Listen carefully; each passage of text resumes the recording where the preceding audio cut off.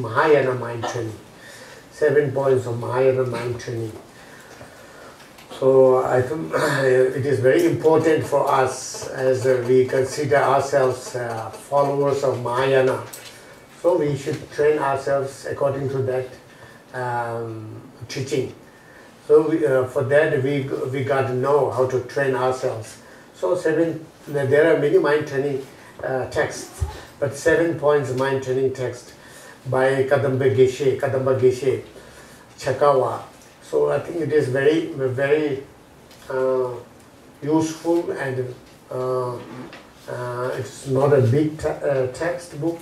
So this is the translation that I found in the internet. So we have a photocopy to this. So each one of you will get this 2 pages of the mind training teaching by Kadamba Geshe Chakawa. So there I think we are going to discuss this. It will be very helpful. I hope it will be very helpful for all of us, including myself. So it is very. So I have received mainly I have received this teaching from Kunulama Tenzin Gyaltsen Rinpoche. So this is again long before, maybe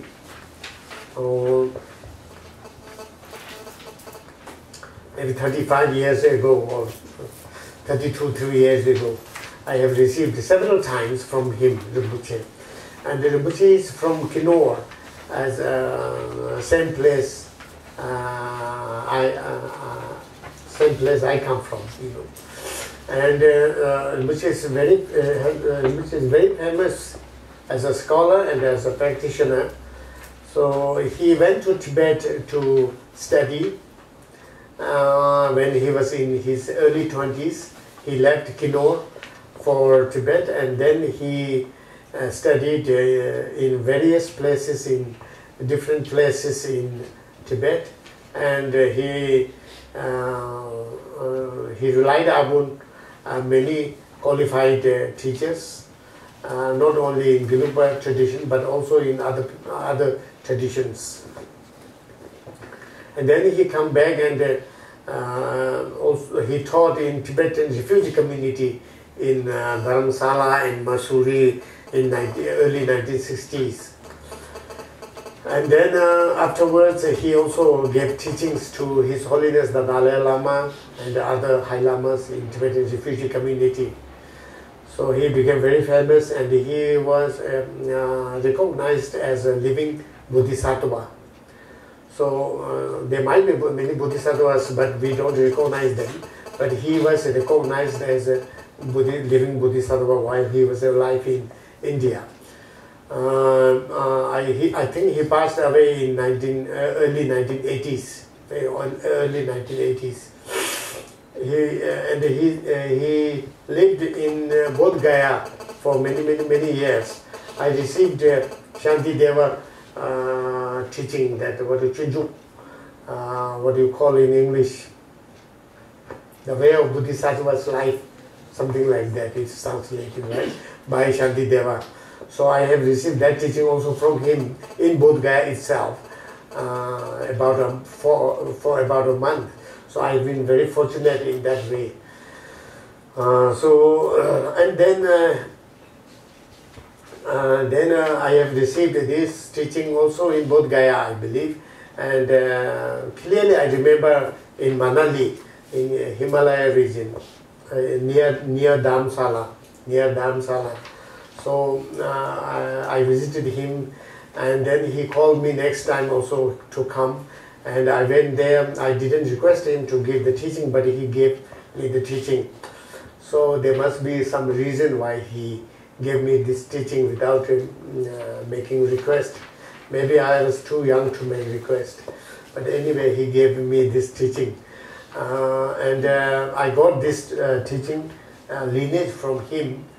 Although I was not much interested then, so I would be more interested in playing and roam around, of course. But he was so kind. He he made me sit near him, and then he gave this teaching going on and on, you know. So, and then, so therefore I have, the fortunate part is that I have received this teaching from a living Bodhisattva. Living Bodhisattva.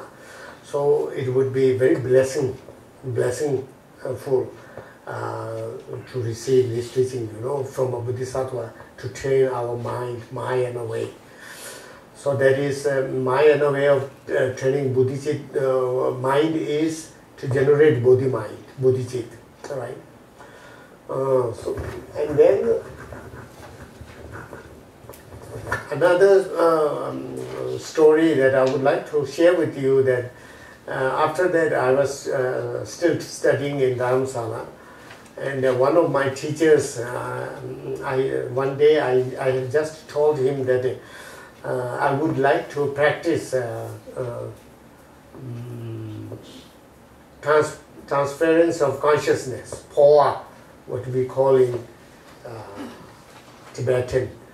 So transference of consciousness. You transfer your consciousness to Pure Land, so that you don't have to go to lower realms. So that is called transference of consciousness, right? So I taught one of my teachers, who is from Debu Monastery, and who was a great scholar, and also very highly respected in Tibetan refugee community. He also gave teachings to His Holiness the Dalai Lama on Parjana Paramita.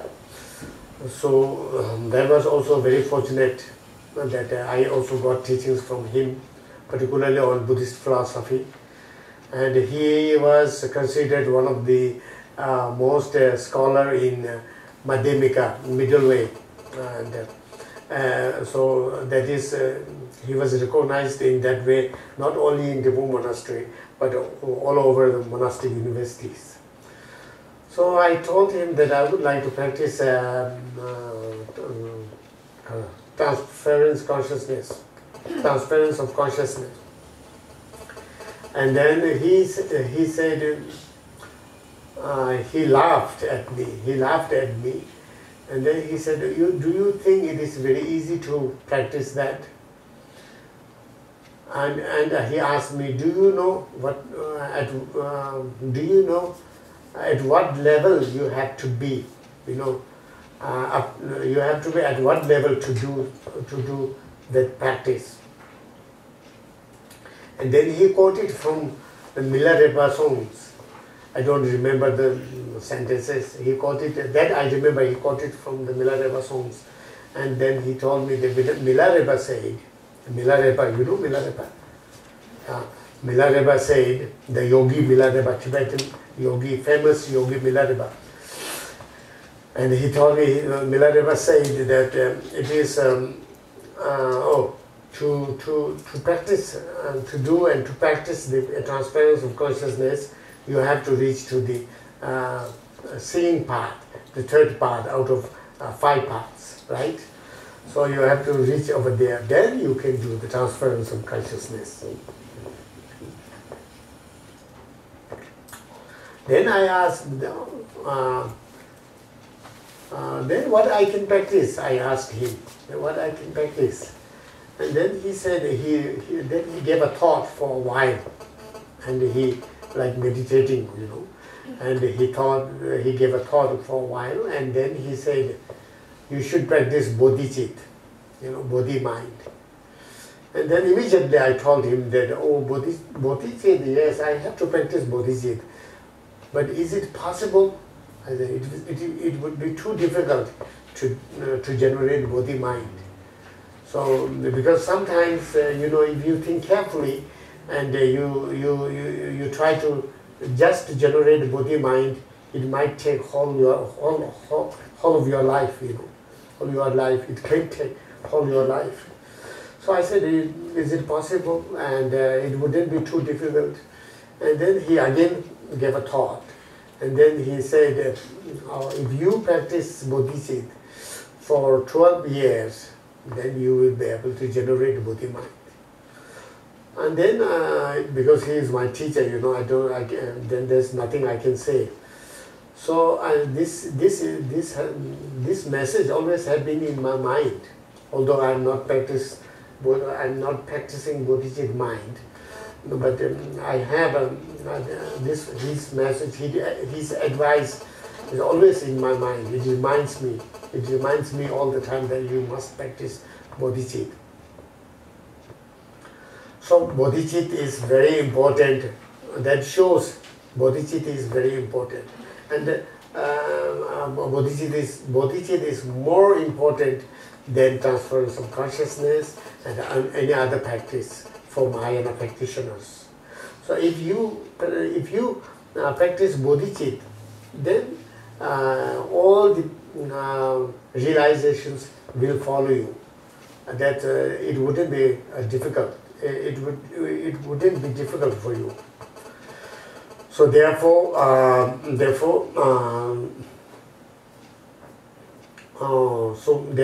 we all must try to practice bodhicitta and to try to generate bodhicitta within ourselves. So for that we must know how to do it. So this teaching is maybe very good for that, and also this teaching comes from Atisha, you know, Atisha. So the great Nalanda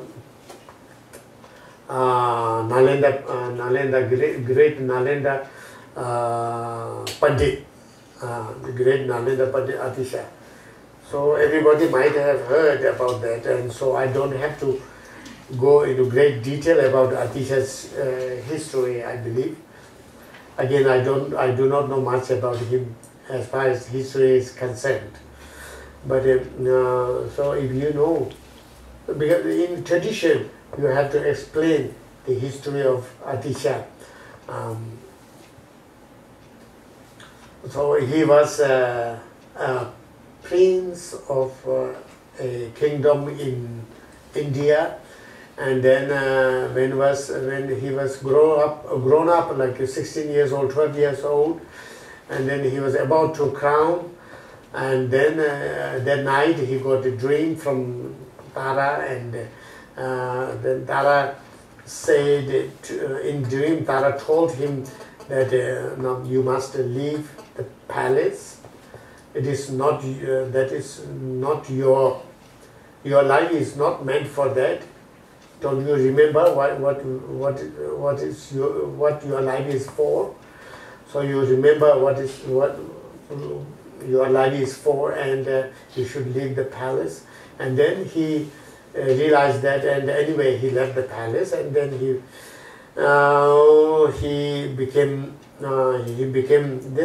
got a lot of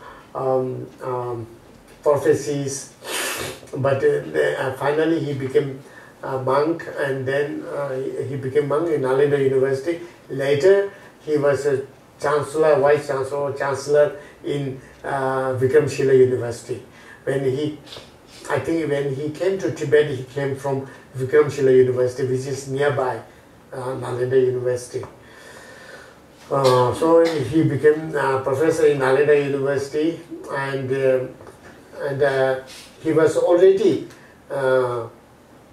a great scholar, and also he was practicing Tantrayana, and he has completed generation stage, and also somewhere he was in completion stage also. So and then he might have got some prophecies from Tara, and then he was looking for a great teacher for bodhicitta mind, because without bodhicitta any kind of practice cannot lead you to Buddhahood, enlightenment. So he decided to find out a guru, and Guru was the Lama Selingpa, so who lived in Indonesia now. So he sealed sealing, to Indonesia, and it took 12 months by sea, and then 12 months he sailed from India to Indonesia and one island. So I heard that island is now somewhere in Sumatra Island. There are so many small islands over there. So somewhere in Sumatra Island in Indonesia. So there Lama Selingba, the Selingba is the Seling is the name of the island. Sel means gold, you know. Ling means island, so Gold Island. So the one who lives in Gold Island is called Selingba. So Atisha went there, and Atisha stayed there, I think, for 12 years. So he received the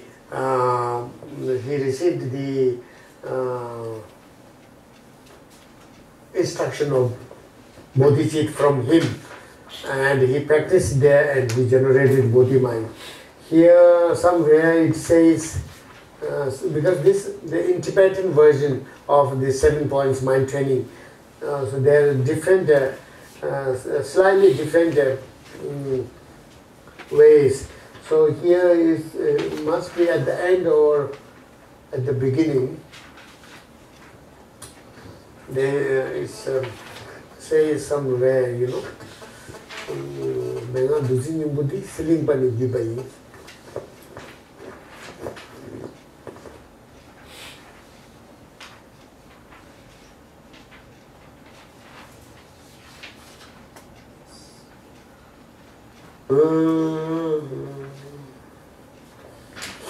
Somewhere must be there. Here, my Tibetan version, this sentence is at the end. Here is in the beginning. So it's the same, but the two versions are there. This is the key instruction, the essential nectar generated by Sedlingpa. Found it? So right at the beginning, this is the key instruction. How great the practice is.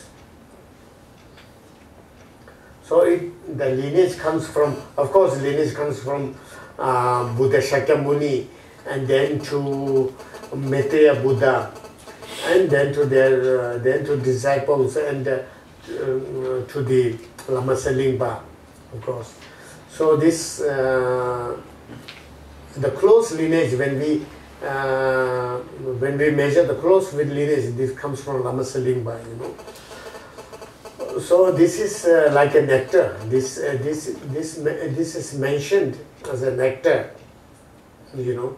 So maybe I can explain later when it comes to the root text, you know. So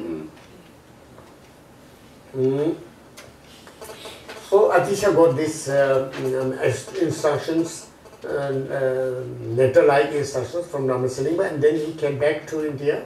And finally, he visited. He came to Tibet, and then he gave these instructions to his disciples, including Domtempa and other disciples. So, as I mentioned the other day, the Kadamba tradition started from Atisha. So the Kadamba traditions, they always teach Lamrim and mind training teachings.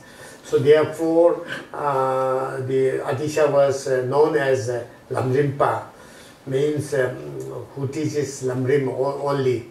There is no any other teaching.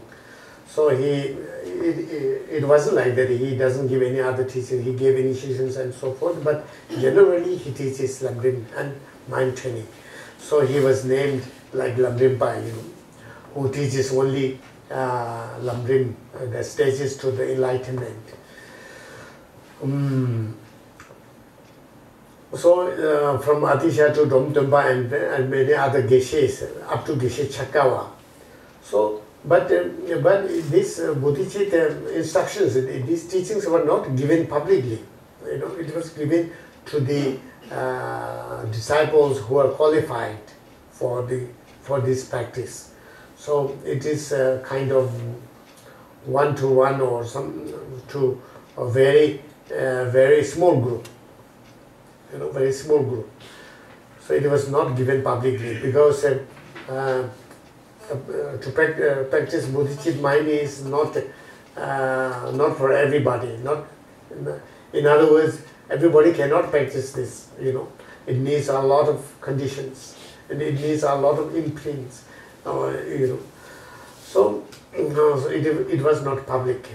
But then Geshe Chekawa, and he thought, so if I give this teaching only to certain people, 1 or 2 people among the disciples, then after some time the lineage might break. The tradition may not continue. And then if it happens in that way, it is very sad for the Buddha teaching. So I must make it public, he thought. So he started to give the instruction, this bodhicitta mind instruction publicly. And he wrote this text, 7 points. He made 7 points how to make practice. So these 7 points mind training was composed by Geshe Chekawa, the Kadamba Geshe Chekawa.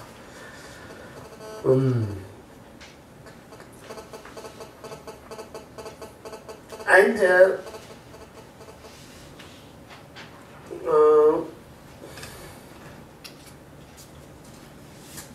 so Kadamba Geshe Chekawa, and after that till now the instructions are given publicly, but the practices are according to the individuals, So we don't know how many real serious practitioners are there in the world.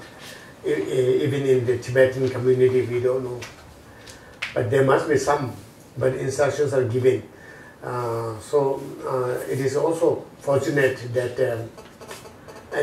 Khunnu Lama Rinpoche, from whom I received this teaching, he always gives any kind of, there is no restrictions. Whosoever asks him to give teaching, he gives teaching. Whosoever asks him to give teaching of Mahamudra, he gives teaching that Mahamudra right on that time, right at that moment. So he never refuses anything. And because then we thought, because Mahamudra and the Dzogchen completion, the teaching of completion, all these are considered very secret, right? But it was not secret for him. He gave whosoever asked that teaching. So we thought that is sign of being a Bodhisattva, because he cannot refuse if somebody asks him to give something. So that he cannot refuse, So I tell you one story. One person from one pilgrim from Spiti Valley went to Bodh Gaya, and then he visited Khunnu Lama Rinpoche, and then he lived very simple, one small room, and there's nothing. He get his food prepared by somebody, helper, and other than that there's not much. And he never keep books, he doesn't have any books, statues and nothing. His room is empty, and he remembers everything. So His Holiness the Dalai Lama told in the public teaching, So he asked Khunnu Lama Rinpoche, how you recall all the teachings and all the textbooks, because you don't carry any textbooks, you don't read any textbooks. So how you remember everything? And then Khunnu Lama Rinpoche, he answered that you have to be mindful. You have to be mindful what you have learned. You just remind in your mind all the time. Then you never forget. So that was his answer to His Holiness the Dalai Lama. So anyway, this pilgrim from Spiti, he visited Khunnu Lama Rinpoche, and then this pilgrim asked him to give some blessings. And then he was looking here and there, and there's nothing to give. And he said, "Oh, I have nothing to give. What I can give you?" And then this pilgrim was very, simple and honest, So he said, you had beard. You shave them and give it to me. And then he said, okay, you wait. And he shaved them and he gave his beard, little beard to him. So whatever, if he has something, whatever you ask, he gives, So that might be because he was a Bodhisattva, And wherever he goes, people visit him, and then make offerings. And wherever he goes, there are a lot of collections of, the fruit and jam bottles and something like the biscuits or whatever. Then it will be big collection. And when he leaves, he just leaves. He just leaves. He doesn't take anything. Just things he leave there. So he used to be like that, and he also give the teaching publicly. Whatever you ask, that was the story I wanted to tell you. So it became, anyway, this became public instructions. The secret instruction became public. So now today we will try to discuss. I will also try to explain about bodhicitta and Mahayana way of mind, training our mind. So as usual, you should have a good motivation, to listen and to teach. And so therefore, our motivation must be influenced by bodhicitta. Bodhicitta is yet to be born within us, but it has to be influenced. Our motivation has to be influenced by some kind of bodhicitta thinking, way of thinking. So we generate an artificial bodhicitta, and then we listen to this teaching. So as usual, that we must have that kind of motivation to listen to this teaching. And so this teaching starts a root text, the homage to the great compassionate one. And that is 7 points of mind training, root text. Homage to the great compassionate one. So I read both in Tibetan and English. I think it's better, no? So Tuji Chembola Chachelo. So that is homage to the. This is the tradition to write any kind of book.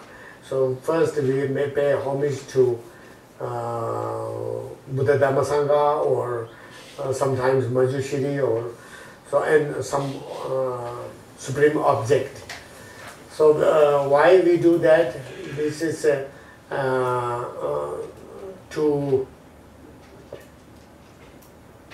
we pay homage to a supreme object, so that we don't face any kinds of obstacles to complete the writing. So that is one reason. The another reason is ultimately all beings, through the accumulation of virtuous action, by writing this book, ultimately all beings be fully enlightened. For that reason, we pay homage. So here, the Geshe Chekawa, who wrote this book, he paid homage to the compassionate one. So that is compassionate one, that is Avalokiteshvara. So Avalokiteshvara. There are two kinds of compassionate one. One is the physical form, that is Avalokiteshvara. The other one is the nature, that is great compassion of all the Buddhas. So here he is paying homage to both. He's paying homage to both great compassion of all the Buddhas, as well as the physical form, the manifestation of great compassion, Avalokiteshvara. So, so the great compassion, we will discuss about great compassion later. So great compassion is considered very important. So because Buddha's activities are determined by great compassion. So if there is no great compassion, then there will be no Buddha's activities. There will be no activities of Buddhas. So because Buddhas, they don't need anything. They are dissolved into nirvana. There is no more learning, no more suffering.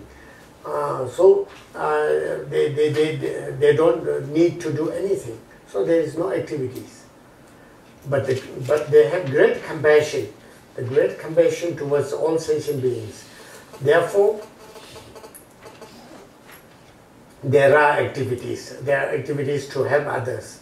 So that activities of Buddhas helping others in every possible means, that comes from great compassion. So great compassion is very important. We say at the beginning, the great compassion is very important. In the middle, also it is very important, and at the end also it's very important. So Buddhas, that is at the end, is very important. And while you are practicing, while you are going through the 5 paths, the great compassion is very important, because if you don't have great compassion, then you may not practice the Mahayana 5 paths, because you may fall in Hinayana 5 paths to liberate yourselves. So to keep going on the paths of Mahayana paths, that is only through great compassion, right?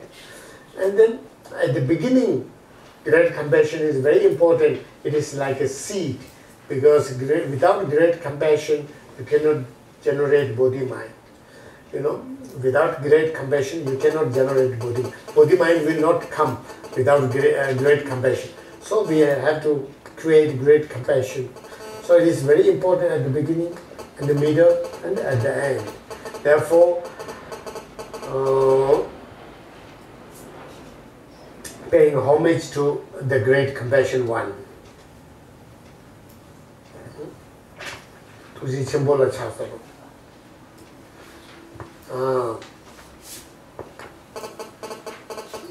So now, this is the key instruction.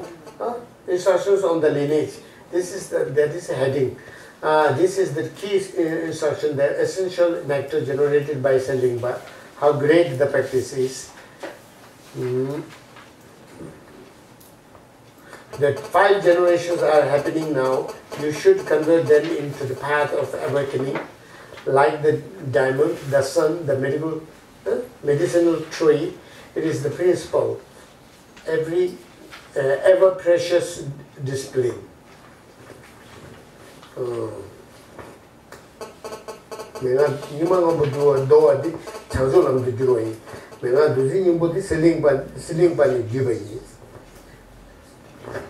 So that is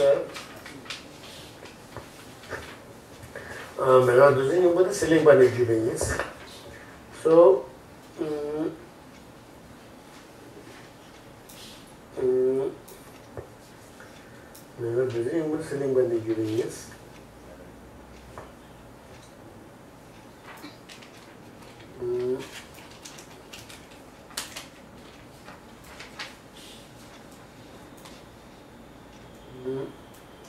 there was one. Oh, I'm sorry. It is over here.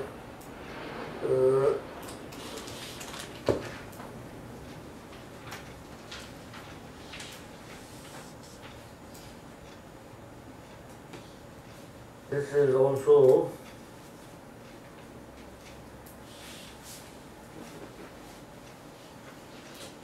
the essence of the nectar-like instructions for the transforming into the path, awakening. The 5 prevalent signs of degeneration was passed down from the one from Golden Leslie when karmic seeds left. Okay, so this is another translation I have. I thought we can compare that. So anyway, this construction is essential nectar generated by. It is not generated by Salimba. It should be the instruction put on into the path of the 5 prevalent signs of degeneration. The essence of the nectar like instructions for transferring into the path down from the Golden Island. So it is not generated by Salimba. It is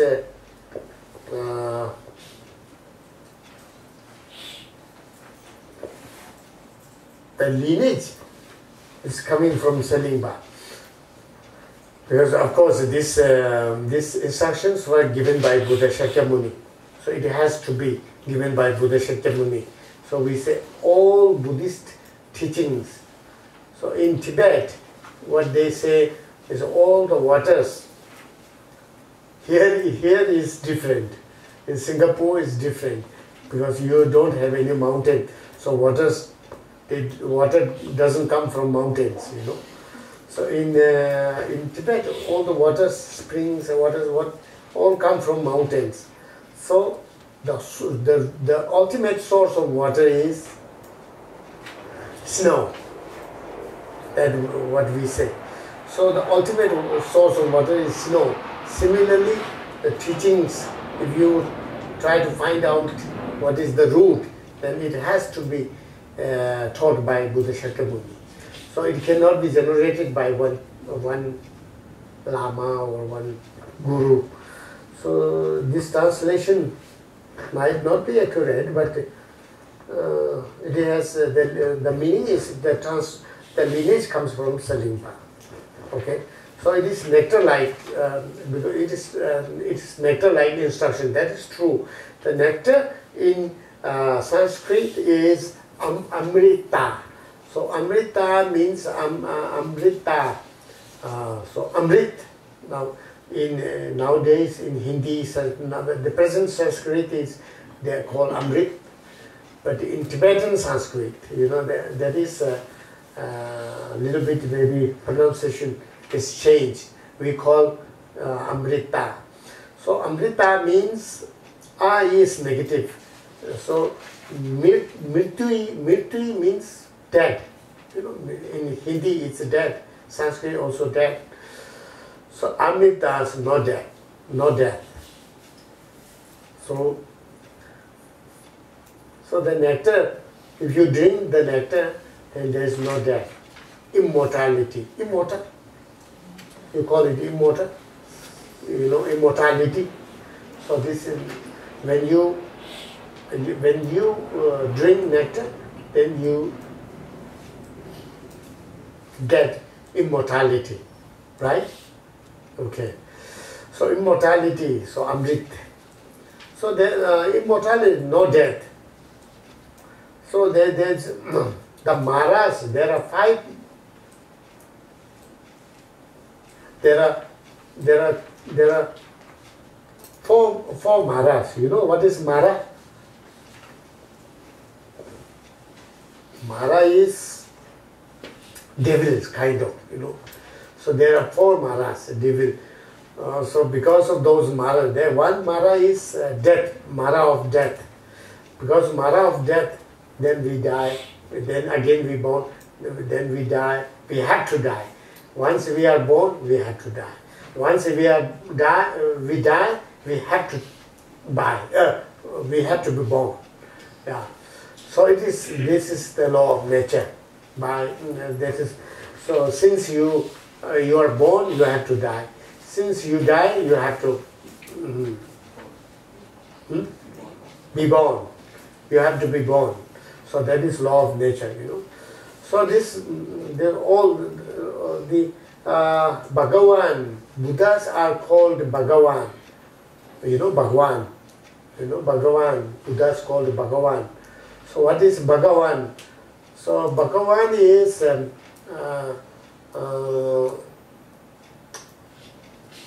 in Tibetan, it is Chomdende. So that is, Chom means destroyed. What the Buddhas, they have destroyed what? They have destroyed all the maras. So there are 4 maras. So there are death also. There are different kinds of deaths. You know, as we know the death, that is the normal death, and that is gross level death. We all know about that. And there is a subtle level of death. That is there's a subtle. For example, intermediate state. During the intermediate state, you die. Every week you have to die. If you don't find a place to enter, and then for conception, then every week you have to die. That is subtle die. It's a different death from our death, you know. So subtle death.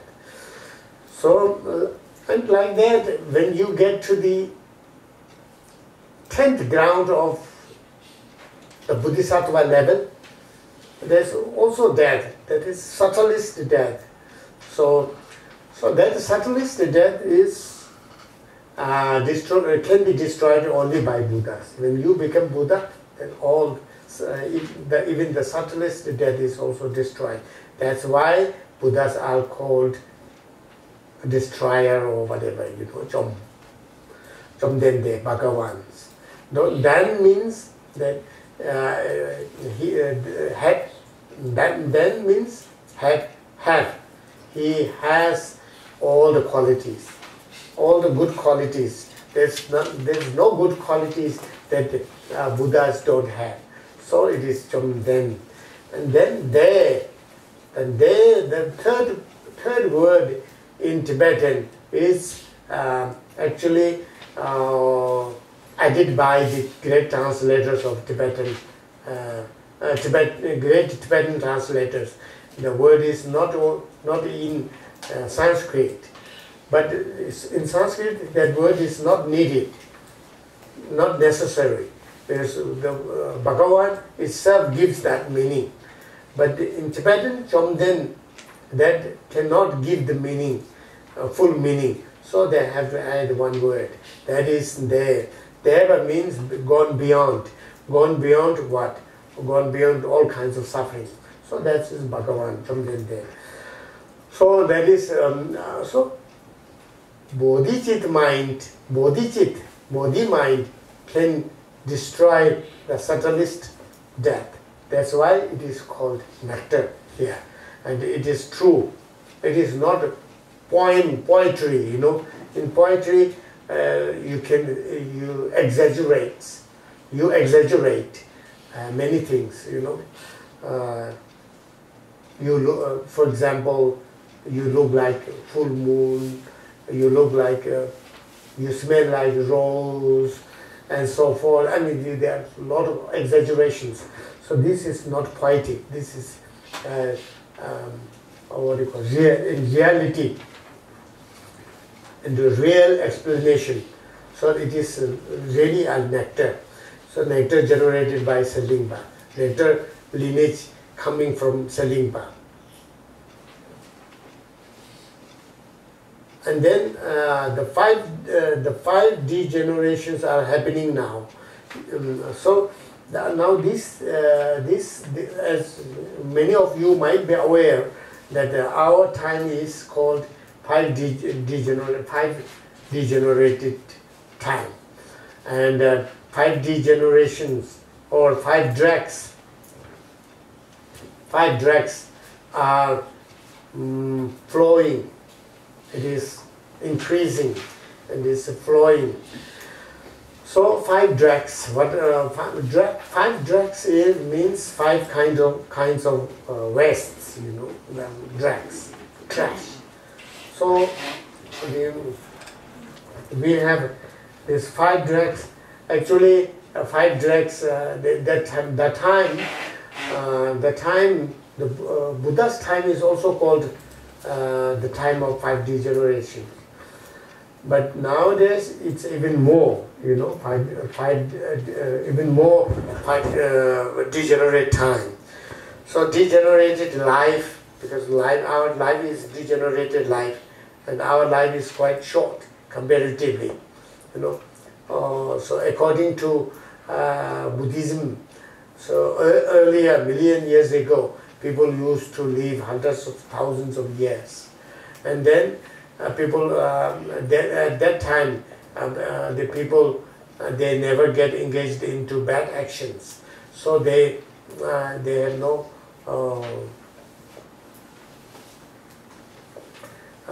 they have no, how do you say, they have no sufferings. They have sufferings, but they don't have obvious sufferings. So they don't need any food, so they have no sicknesses, because they don't need any external food. So their sicknesses are not generated. So that is very fortune time, what we call this fortune time.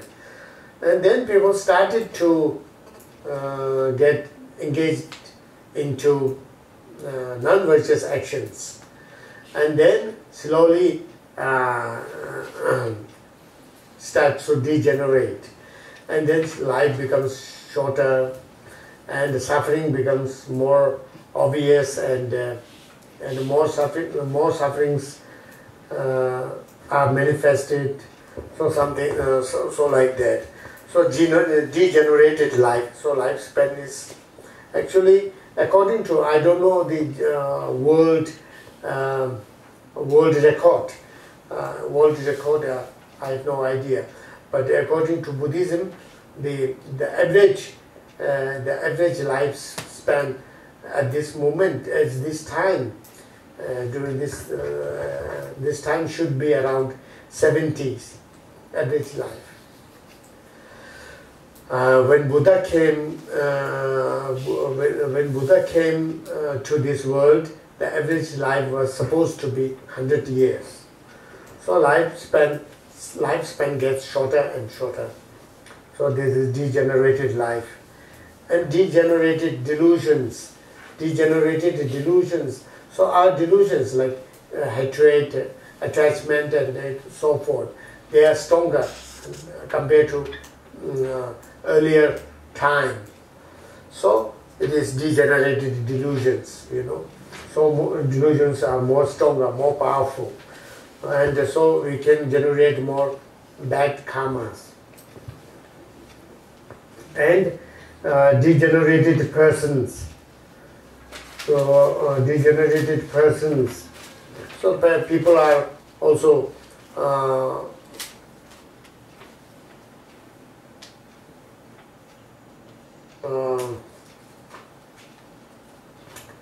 degenerated, you know.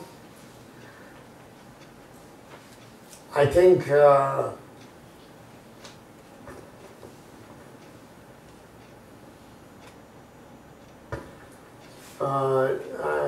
I think the degenerated people, because people are more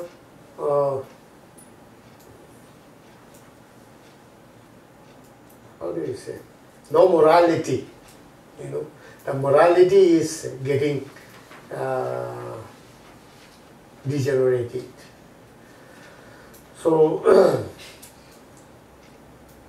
so it is important to know for all of us that when Buddha gave the teaching, all the teachings comes under three trainings, you know. The three trainings, out of three trainings, the first training is morality, ethical discipline. Ethical discipline is considered most important for the beginners like us. So this ethical discipline, when we have this ethical discipline in the world, then there's peace in the world.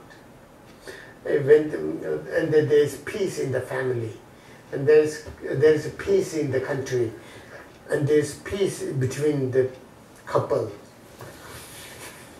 So when there is no ethical, when the ethical discipline is deteriorated, then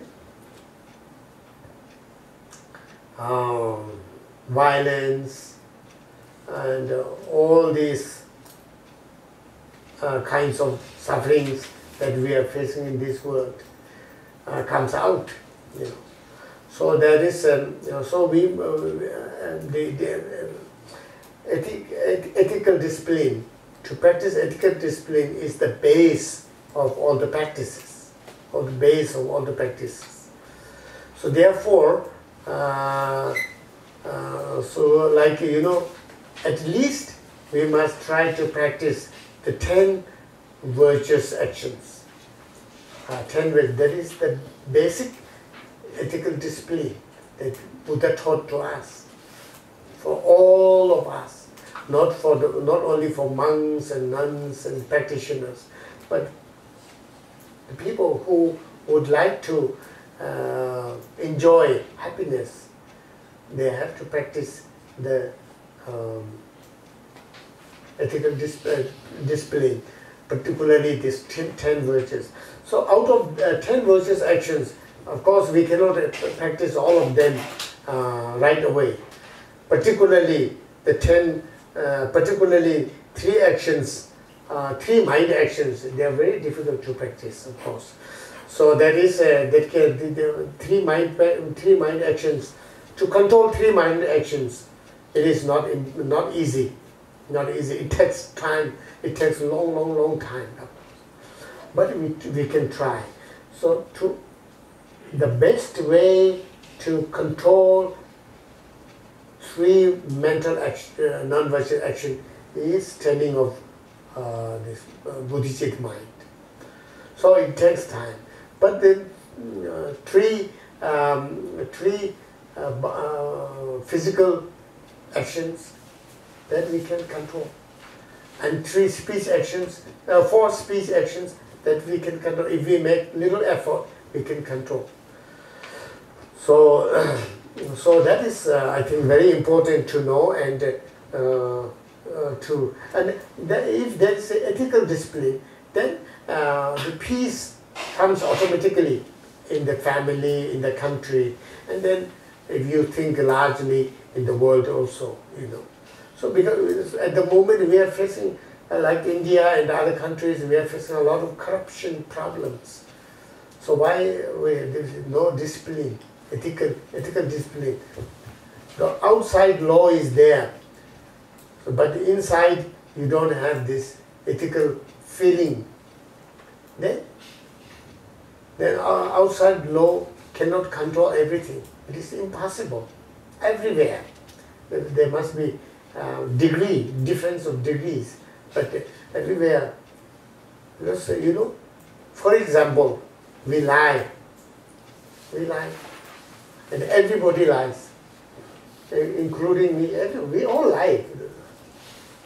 We all lie, don't we? But it depends, what kind of lie we can categorize. How do you say? We can categorize. But small lie we can lie. But many people, they big lie, huge lie, and they don't have any feeling of they are not ashamed. They are not feeling of they lie. They're proud. Our politicians are like that, They always lie and they're proud. No shame. That is lack of the morality. Earlier, we don't lie, but if we lie, we feel shy, shameful. I lied yesterday, so I did the wrong thing. So that feeling is not only in Buddhism, everywhere, in any religion, even non-religion community, lie is not considered good action. I don't believe there's any community who encourage to lie normally. But then it's degenerating, because you don't feel shy. You are not ashamed of what you did. That is immorality. So similarly, stealing. The corruption is completely stealing. What is stealing? Stealing doesn't mean that you